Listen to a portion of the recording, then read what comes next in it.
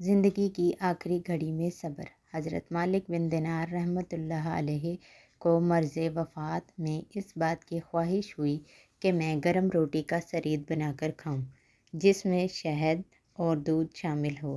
چنانچہ آپ کے حکم سے خادم یہ تمام چیزیں لے کر حاضر ہوا۔ آپ کچھ دیر ان چیزوں کو دیکھتے رہے، پھر بولے، اے نفس، تو نے 30 سال متواتر صبر کیا ہے، اب زندگی کی اس آخری گھڑی میں کیا صبر نہیں کر سکتا؟ یہ کہا اور پیالہ چھوڑ دیا، اور اسی طرح صبر کرتے ہوئے واصل بحق ہو گئے۔ حقیقت یہ ہے کہ اللہ کے نیک بندوں یعنی انبیاء، اولیاء، صدیقین اور زاہدین کے حالات ایسے ہی تھے۔ حضرت سلیمان علیہ السلام کا قول ہے کہ جس شخص نے اپنے نفس پر قابو پایا وہ اس شخص سے زیادہ طاقتور ہے جو تن تنہا ایک شہر کو فتح کر لیتا ہے۔